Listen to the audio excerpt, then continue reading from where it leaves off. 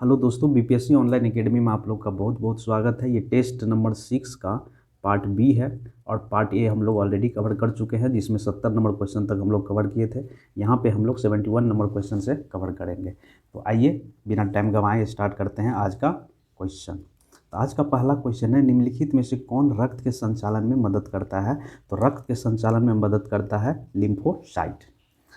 दूसरा क्वेश्चन है, मनुष्य के शरीर में पसलियों के कितने जोड़े होते हैं? तो मनुष्य के शरीर में टोटल पसलियों के जो जोड़े होते हैं वो 12 होते हैं। अगर कुल की बात करें तो 12 जोड़ी होता है, तो ये टोटल कितना 24 हो जाएगा। ठीक है। अगर हम मनुष्य के खोपड़ी की बात करें तो इसमें कितनी अस्थियां होती है? तो मनुष्य के खोपड़ी में टोटल 29 अस्थियां होती है। ठीक है। चलिए अगला है 73 नंबर क्वेश्चन, हमारे शरीर का अधिकतम भार बना होता है।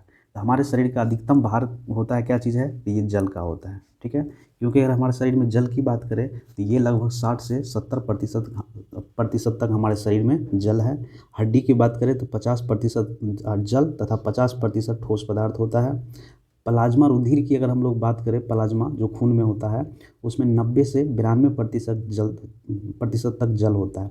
अगर पूछा जाए किसी मानव शरीर में कितना रक्त की मात्रा होता है, तो उस मानव के, अगर स्वस्थ मानव है तो उस मानव के भाड़ के लगभग 7 से 8% तक उसमें ब्लड होता है। तो ये रखना याद आप लोगों। चलिए 74 नंबर क्वेश्चन है, अन्य पशुओं के मांस की तुलना में मछली का उपयोग स्वास्थ्यकर माना जाता है, क्योंकि मछली में होता है बहु असंतृप्त वसा का अम्ल, इसलिए स्वास्थ्य के दृष्टि से इसे अच्छा माना जाता है। वैसे अगर मछली को अगर बोला जाए तो ये मछली विटामिन डी का भी एक अच्छा स्रोत माना जाता है। अगला क्वेश्चन है 75 में कर रहा है, निम्नलिखित में से कौन सा लिंग गुणसूत्र में विद्यमान अप्रवाही जीन के निस्पिंडन से उत्पन्न होता है? तो ये होता है क्या? पेशी दुष्पोषण, पोषी दुष्पोषण।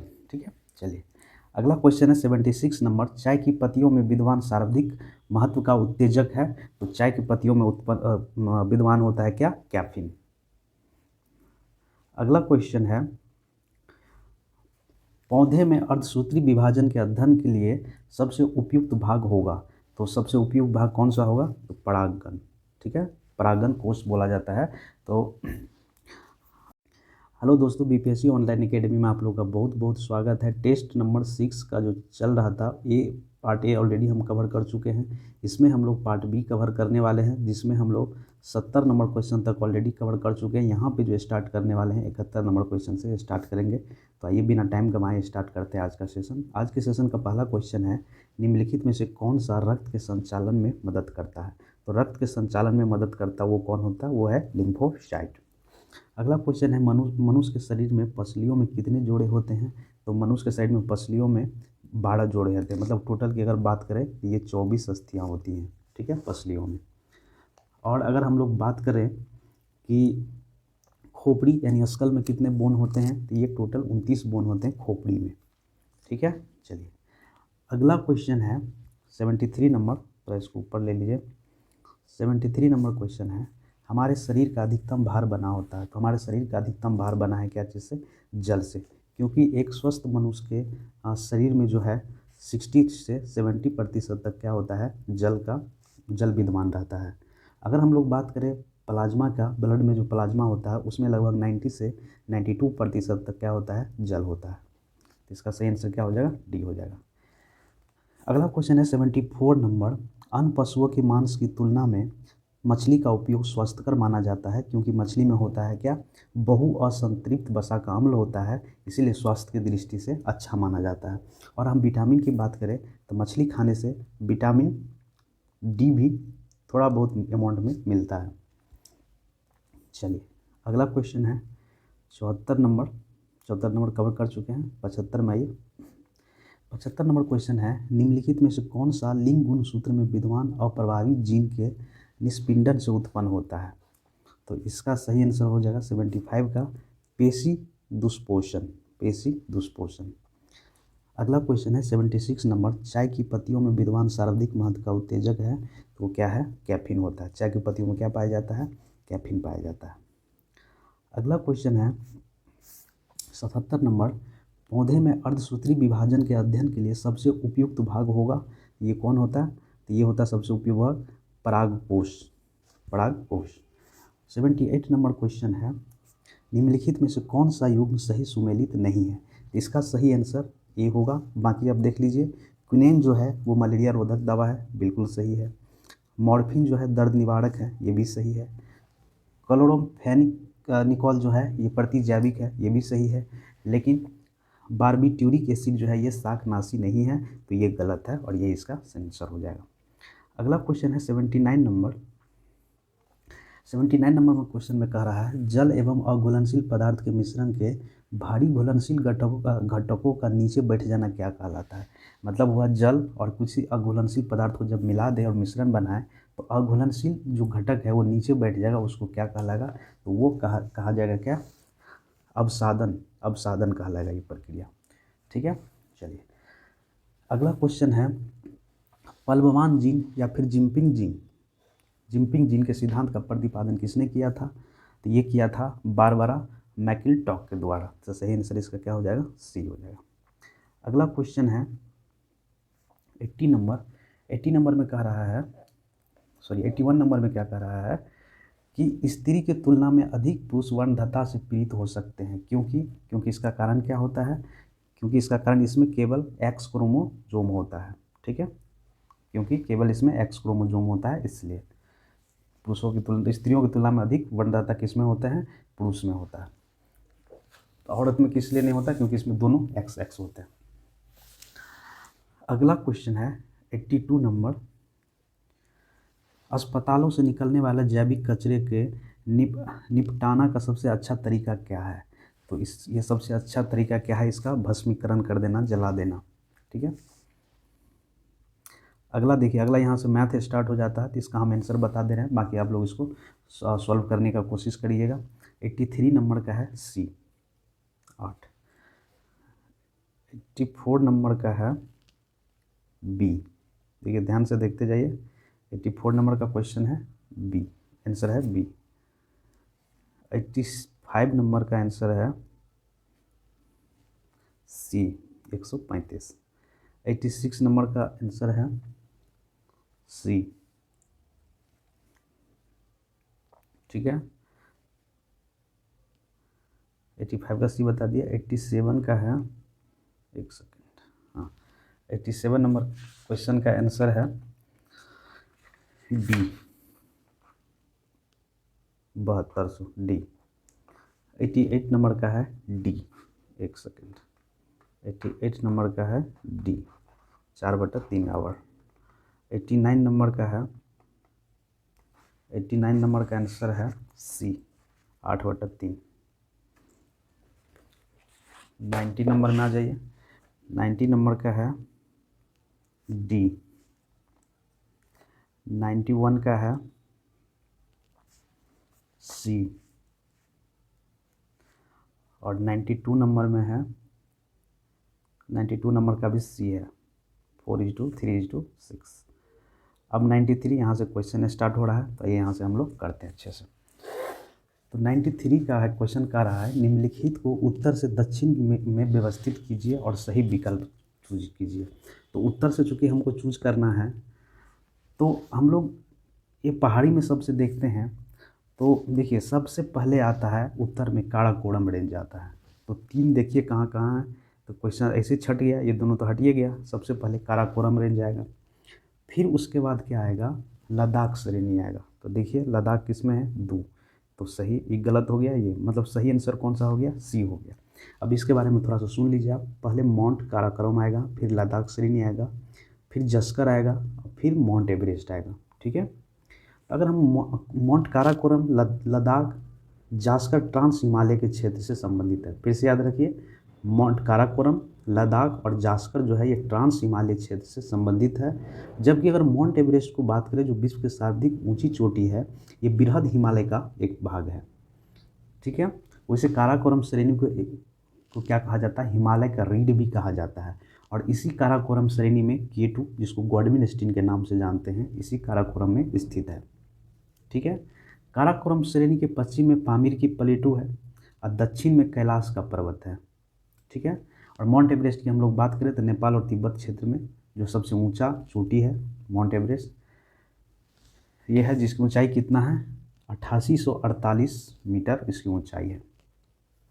ठीक है, चलिए नेक्स्ट क्वेश्चन है 94 नंबर। 94 नंबर क्या कह रहा है, निम्नलिखित में से कौन सा सही सुमेलित नहीं है। देखिए ये नमक कार्यशाला दिया है और राज दिया है, इसको मिलाना है आपको। तो देखिए यहाँ पे कौन सा सही नहीं है, ध्यान से पढ़ना है। अगर हम लोग बात करें सन्नीकट्टा का, तो सन्नीकट्टा ये कर्नाटक राज्य में है, बिल्कुल सही है, ये गलत खोजना है आपको। और धरसाना जो है ये भी जो है नमक कार्यशाला है, ये भी कहाँ पे गुजरात में है, तो ये भी सही है। डिडवाना जो है राजस्थान में है, लेकिन यहाँ पे मेंशन है गुजरात में, तो यही गलत हो गया। और डेगाना जो है ये राजस्थान में है। ठीक है, तो इसका सही उत्तर क्या हो जाएगा, सी हो जाएगा, क्योंकि डिडवाना कहाँ पे है, तो ये राजस्थान में है। अगला क्वेश्चन है 95 नंबर। इस क्वेश्चन को थोड़ा ध्यान से देखिएगा, क्योंकि नदी से रिलेटेड है और ये अक्सर पूछा जाता है ऐसा क्वेश्चन। निम्नलिखित में इसको सही सुमेलित कीजिए और सही विकल्प का चयन कीजिए। तो इसमें सबसे पहला है नदी दिया हुआ है, फिर उद्गम स्थल का नाम दिया है, तो ये बताना है। तो देखिए सिंधु नदी जो है ये निकलता है कहाँ से, सिंधु नदी निकलता है बोखरचू से। सिंधु नदी का उद्गम तिब्बत के कैलाश पर्वत श्रेणी में बोखरचू के निकट से हिमत से निकलता है। ठीक है, और इस तिब्बत में इसके सिंगी खवान भी बोला जाता है, जिसे शेर का मुख कहा जाता है। तो सिंधु नदी का मतलब ए का कौन सा हो गया, डी। ठीक है, सिंधु नदी कहाँ से निकलता है, ये बोखरचू से निकलता है। फिर आ जाइए सतलज नदी। सतलज नदी जो है ये भी तिब्बत के पठार से रक्साल ताल से निकलता है। तो दूसरा का कौन सा हो गया, रक्साल ताल, तो दूसरा का हो गया सी। ठीक है, फिर आते हैं हम लोग झेलम।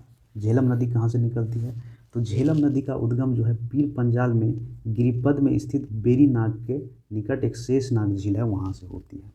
ठीक है, क्या बोले हम, बेरी नाग के पास से एक क्या है, शेष नाग झील है, वहाँ से झेलम निकलती है। तो बेरी नाग हो गया ए। अब आती है बात रामगंगा की।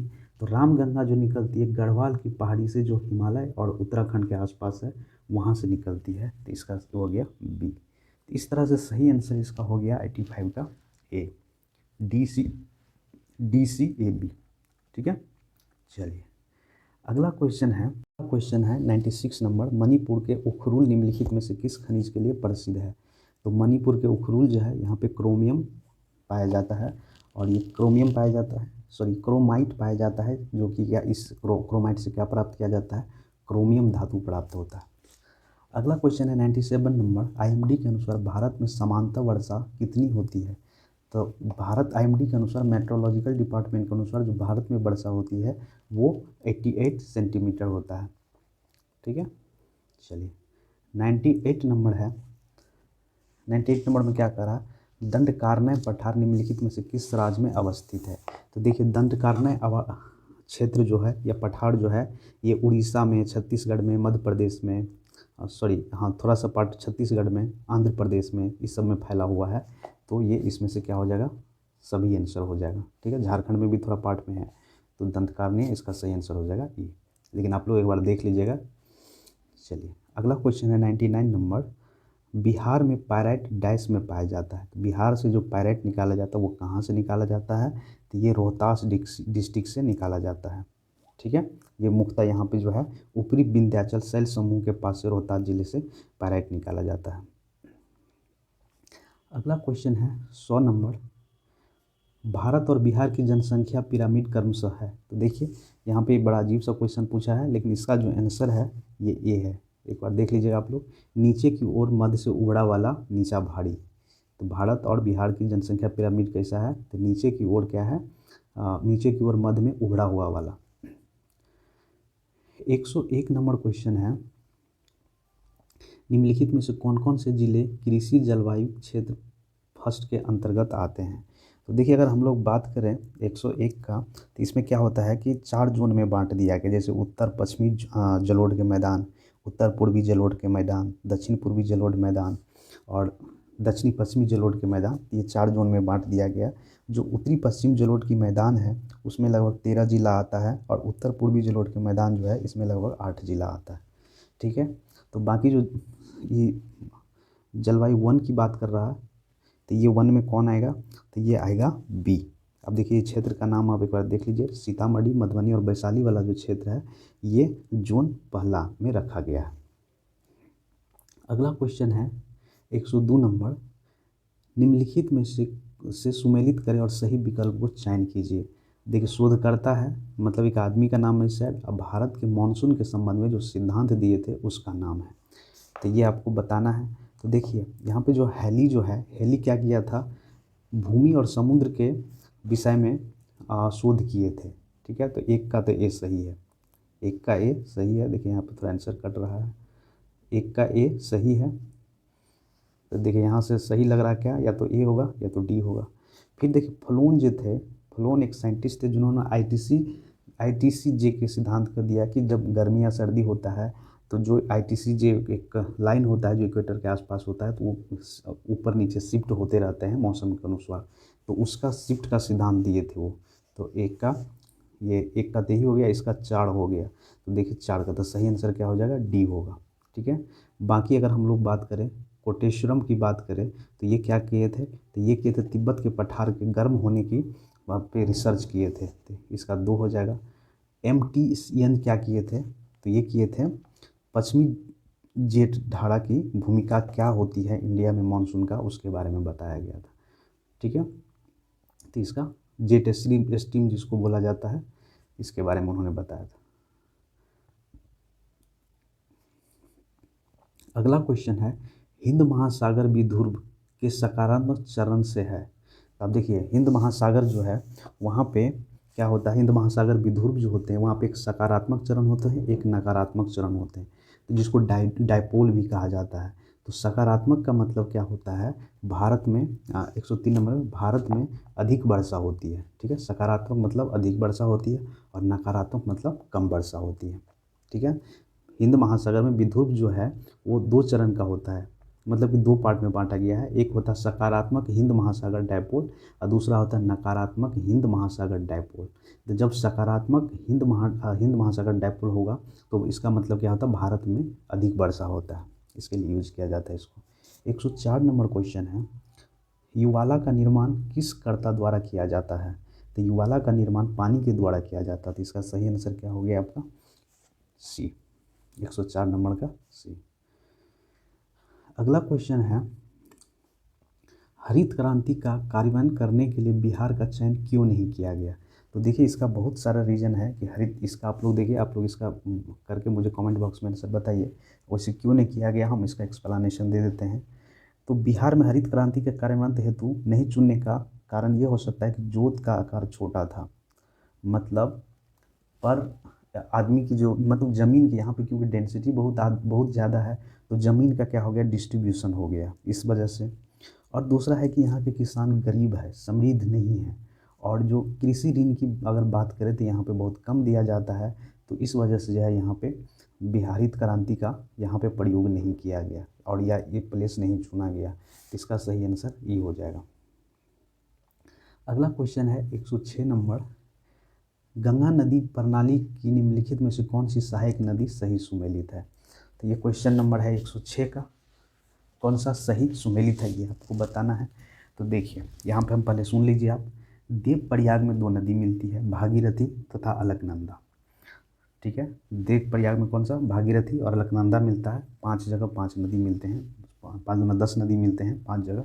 तो पहले देव प्रयाग हम बता दिए, देव प्रयाग में 2 मिलेगी कौन, भागीरथी अलकनंदा, और वहीं से क्या होगा, गंगा नाम से बहने लगेगी नदी। उससे ऊपर जाइएगा तो रुद्रप्रयाग आता है, रुद्रप्रयाग में 2 नदी मिलता है, अलकनंदा तथा मंदाकिनी। तो देखिए यहाँ पे रुद्रप्रयाग में क्या कर रहा है, अलकनंदा और पिंडार नदी मिलता है, तो ये तो गलत हो गया।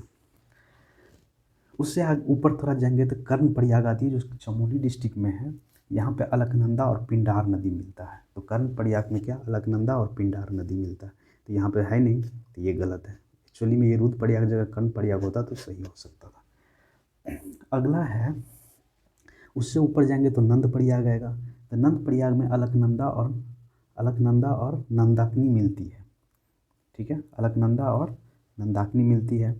उससे थोड़ा और ऊपर जाएंगे तो आता है क्या, विष्णुप्रयाग। अब विष्णुप्रयाग में 2 नदी मिलता है, धौली गंगा और विष्णु गंगा।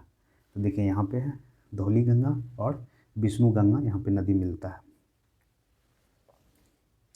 और यहीं पे इसको क्या कहा जाता है, विष्णु प्रयाग में धौली गंगा, इसको क्या कहा जाता है, अलकनंदा कहा जाता है। ठीक है, तो ये सही आंसर इसका कौन सा हो गया, सी। सही आंसर कौन सा हो गया, सी हो गया। अगला क्वेश्चन है 106 नंबर, 106 नंबर। इसको लेकिन देखिए ये क्वेश्चन एक बार आप लोग क्रॉस चेक कर लीजिएगा, ठीक है, क्योंकि यहाँ पे बहुत कन्फ्यूजन सा लगता है। इसे इसका आंसर क्या दिया है, सी दिया है। चलिए अगला क्वेश्चन है, गंगा की निम्नलिखित में से कौन सी सहायक नदी अपने मिलन स्थान के साथ सही सुमेलित है। तो देखिए गोमती की बात करें, गोमती सहायक नदी है और यह स्थान है। गोमती जो सहायक नदी है गंगा की, कहाँ मिलती है, और गंडक कहाँ मिलती है, गंडक तो हाजीपुर में मिलता है, तो सभी जानते हैं, तो ये सही है। ठीक है, उसके बाद अगर हम लोग घाघरा की बात करें तो घाघरा छपरा में मिलता है, बेतिया में नहीं मिलता है। यमुना की बात करें तो ये प्रयागराज यानी इलाहाबाद में मिलता है, तो ये भी सही है। और अगर हम लोग गोमती की बात करें तो गाजीपुर में मिलता है, कन्नौज में नहीं मिलता। तो ये दो सही हो गया, गंडक हाजीपुर में, यमुना प्रयागराज में। तो इसका सही आंसर कौन सा हो गया, ई हो जाएगा। लेकिन इस तरह का क्वेश्चन आए तो एक बार आप क्रॉस चेक जरूर करिएगा। ठीक है, चलिए अगला क्वेश्चन है 108 नंबर। किस राज्य केंद्र शासित प्रदेश में पहला मानव दूध बैंक खोले जाने की घोषणा की है। तो ये राज्य कौन सा है, ये राज्य है जम्मू कश्मीर, जिसमें मानव दूध बैंक खोला जाएगा। सही आंसर कौन हो गया, सी हो गया। 109 नंबर क्वेश्चन है, निम्नलिखित में से कौन भारत में बाल लिंग अनुपात में गिरावट का कारण है। तो देखिए यहाँ कन्या भ्रूण हत्या जो है ये लिंग अनुपात में गिरावट का बहुत बड़ा कारण है। अगला क्वेश्चन है 110 नंबर। 110 नंबर है, ऑपरेशन ट्विस्ट शब्द का अर्थ क्या है। तो देखिए वैसे इसका आंसर ई दिया है, पता नहीं क्यों, लेकिन इसका आप लोग एक बार सर्च कर लीजिए, ऑपरेशन ट्विस्ट का क्या शाब्दिक अर्थ क्या है, और मुझे भी कमेंट बॉक्स में बता दीजिएगा। अगला है आपका, फिलिप वर्क क्या बताता, मतलब फिलिप कर्व जो है, जो इकोनॉमिक्स से रिलेटेड है, ये क्या बताता। तो ये फिलिप कर्व बताता है कि मुद्रास्फीति की दर और बेरोजगारी की दर के बीच का संबंध जो बताता है उसी को फिलिप कर्व कहा जाता है। तो सही आंसर हो गया ए। 122 नंबर, 112 नंबर क्वेश्चन है। देखिए यहाँ पे भी एक कन्फ्यूजन सा क्वेश्चन आ गया, इसका आप लोग एक बार सर्च कर लीजिएगा। तीव्र एवं अधिक समावेशी विकास निम्नलिखित में से किस पंचवर्षीय योजना का मुख्य नारा था। तो देखिए वैसे इसका आंसर दिया है ई, या तो कोई एक ही प्लान होना चाहिए, दो तो प्लान होना नहीं चाहिए। तो इसका आंसर दिया है ई, लेकिन इसका आप लोग एक बार कंफर्म होके मुझे कमेंट बॉक्स में बता दीजिएगा। ठीक है, चलिए 113 नंबर क्वेश्चन है। 113 नंबर क्वेश्चन है, कृषि ऋण में किस श्रेणी में बैंकों की हिस्सेदारी सबसे अधिक है। तो ये है किस क्षेत्र में, वाणिज्य बैंक के क्षेत्र में। वाणिज्य बैंक में कौन सा, क्षेत्रीय ग्रामीण बैंक को छोड़ के, उसमें सबसे ज़्यादा हिस्सेदारी है। अगला क्वेश्चन है 114 नंबर। अल्पाधिकार से आप क्या समझते हैं। अल्पाधिकार का मतलब होता है कि बाजार में कुछ बड़े व्यापारियों का प्रभुत्व होना, इसी का मतलब होता है अल्पाधिकार। तो सही आंसर क्या होगा 114 का, ये हो जाएगा। 115 नंबर क्वेश्चन में आइए। 115 नंबर क्वेश्चन कह रहा है कि निम्न में से कौन सा बिहार का जीआई टैग उत्पाद है। देखो वैसे तो अभी यहाँ पे एक क्वेश्चन आप लोग से पूछ रहे हैं, अभी तक बिहार में कितने जीआई टैग मिला है, ये मुझे कमेंट बॉक्स में आप लोग बताइए। और जो दिया है इसमें से कौन से हैं, तो इसमें से क्या कतरनी चावल को मिला है। ठीक है, जीआई टैग मिला है कतरनी चावल को, और मिथिला मखाना को भी मिला है, मघी पान को मिला है, जर्दालू आम को मिला है, शाही लीची का मिला है। इस तरह से टोटल कितने ऐसे पदार्थ है जिसका उत्पादन बिहार में होता है, जो जिसको जीआई टैग मिला है, तो ये आप मुझे कमेंट बॉक्स में बताइए। अगला क्वेश्चन है, निष्ठा एक योजना है, स्कूल के शिक्षकों और प्रचार के लिए, प्रचार मतलब प्रिंसिपल के लिए क्या है, एक निष्ठा एक योजना चलाया गया है। ठीक है, जिसका मतलब होता है national initiative for school head and teacher holistic advancement. ठीक है, चलिए अगला क्वेश्चन है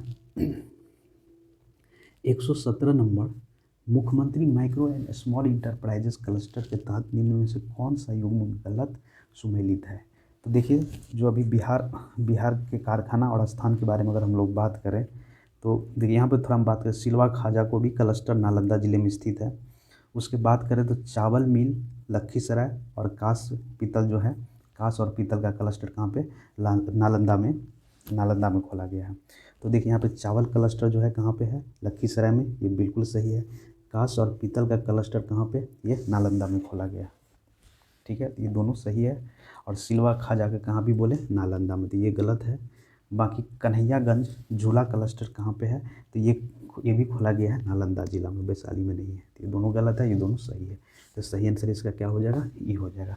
और क्लस्टर की अगर बात करें तो Bharat wagon and engineers cluster जो मोकामा में है, जूता का कारखाना कहाँ पे है, मोकामा में, जो किसके द्वारा चलाया जा रहा, बाटा के द्वारा। सिगरेट की फैक्ट्री कहाँ, मुंगेर में है। रेल पहिया कहाँ पे है, छपरा में बनता है। रेल इंजन कहाँ मरम्मत होता है, तो जबलपुर में बनता है। रेल स्लीपर कारखाना कहाँ बनता है, तो ये मधेपुर में बनता है। तो ये इसका लिस्ट आप लोग एक बार देख लीजिएगा। 118 नंबर क्वेश्चन है, निम्नलिखित में से कौन आर्थिक संरचना के अंतर्गत नहीं आता है। तो ये शिक्षा और स्वास्थ्य जो है ये आर्थिक संरचना के संदर्भ में नहीं आता है। बाकी सड़क, रेल मार्ग और बिजली ये सब आता है। 119 नंबर क्वेश्चन है, भारत में डैश को पहली बार ऑडिट दिवस मनाया गया था। तो भारत में सबसे पहली बार जो ऑडिट दिवस मनाया गया था वो 16 नवंबर को मनाया गया था। ठीक है, ऑडिट दिवस तो 16 नवंबर। सही आंसर क्या हो जाएगा, ए। अगला क्वेश्चन है 120 number, global startup ecosystem index 2021 में भारत का रैंक क्या था। तो 2021 का पूछा तो ये 20 था, लेकिन इसका अपडेट हो लीजिएगा 2022 में क्या रैंक था। अगला है कि गर्भवती महिलाओं और 12 वर्ष से कम उम्र के बच्चों के इलाज के लिए भारत के पहले महिला मोहल्ला क्लिनिक का उद्घाटन किसने किया। तो ये किया गया था दिल्ली के सीएम अरविंद केजरीवाल के द्वारा। तो सही आंसर इसका हो जाएगा ए। अगला क्वेश्चन है 122 नंबर, भारत ने टोक्यो ओलंपिक 1980 के बाद हॉकी में पहला ओलंपिक पदक कांस्य पदक जीता था। हाल ही में कांस्य पदक मैच में किस टीम को हराया। तो ये जो अब जीते, किस टीम को हरा के जीते, तो ये जीते थे जर्मनी को हरा के। ठीक है, अगला क्वेश्चन है 123 नंबर, परफॉर्मिंग ग्रेड इंडेक्स 2020-21 में कौन सा राज्य शीर्ष स्थान पे रहा। तो ये राज्य है कौन, सारे राज्य, मतलब ये महाराष्ट्र भी थे, केरल भी थे और पंजाब भी थे। तो देखिए 20-21 का डाटा है, थोड़ा पुराना सा क्वेश्चन लग रहा है ये। अगला क्वेश्चन है, निर्मला सीतारमन ने किस राज्य या केंद्र शासित प्रदेश में तेजस्विनी और हौसला योजना और शिखर और शिकारा योजना शुरू किया है। तो ये राज्य कौन सा है, तो ये राज्य है जम्मू एंड कश्मीर में स्टार्ट किया गया है सब। अगला क्वेश्चन है 125 नंबर, कि भारत ने निम्नलिखित में से किस देश के साथ कोविड टीकाकरण प्रमाण पत्र की पारस्परिक मान्यता पर एक समझौता ज्ञापन पर हस्ताक्षर किया। तो ये कौन से राज्य है, तो ये नेपाल है। अगला क्वेश्चन है, निम्नलिखित में से किसने 2022 के विश्व एथलेटिक्स चैंपियनशिप में रजत पदक जीता। तो ये कौन है, तो ये है नीरज चोपड़ा। नीरज चोपड़ा ने जीते। अगला क्वेश्चन है 127 नंबर, डिजिटल बैंकिंग धोखाधड़ी जागरूकता अभियान के लिए आरबीआई द्वारा निम्नलिखित में से किसे शामिल किया गया या किसे ब्रांड एम्बेसडर बनाया गया। तो ये है नीरज चोपड़ा को ही बनाया गया था। अगला क्वेश्चन है,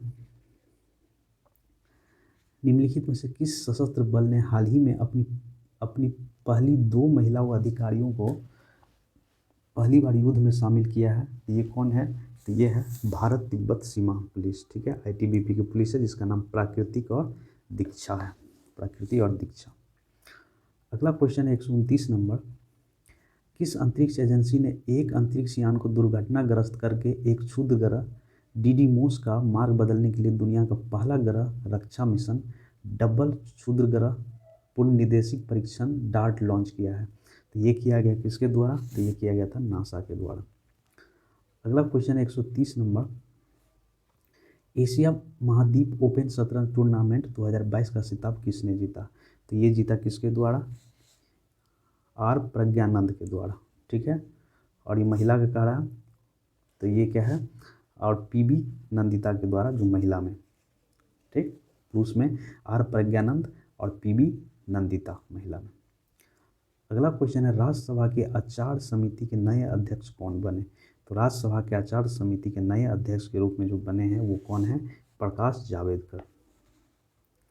अगला क्वेश्चन है 132 नंबर, निम्नलिखित में से किस वर्ष तक एनीमिया के प्रसार में कमी लाने की घोषणा की गई है।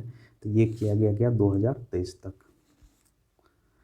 अगला क्वेश्चन है, भारतीय मुक्केबाजी खिलाड़ी लवलीना बोरगोहेन, परवीन हुड्डा, स्वीटी और द आसिफिया खान ने एशियन मुक्केबाज चैंपियनशिप 2022 में कौन सा पदक जीता? तो ये जीता है स्वर्ण पदक जीते। अगला क्वेश्चन है, बिहार के किस जिले में कृषि ट्रेनिंग सेंटर की स्थापना की जाएगी? तो ये राज्य है Patna. Writing for my life निम्नलिखित में से किस लेखक का संकलन है? तो ये है 135 नंबर का रक्सिन बॉन्ड का है। अगला क्वेश्चन है 136 नंबर, स्वदेशी रूप से डिजाइन किए गए high speed expendable aerial target HEAT जिसका नाम है का नाम बताइए, जिसका उड़ान परीक्षण डीआरडीओ द्वारा उड़ीसा परीक्षण रेंज से सफलतापूर्वक किया गया है। तो उसका नाम क्या है? तो उसका नाम है अद्वितीय। अगला क्वेश्चन है 137 नंबर, 136 नंबर क्वेश्चन गलत हो गया, एक सेकंड 135 नंबर में क्या है? 135 नंबर रक्सी बॉन्ड सही है, 136 नंबर में है इसका आंसर अभ्यास हो जाएगा। इसका आंसर क्या हो जाएगा? अभ्यास हो जाएगा।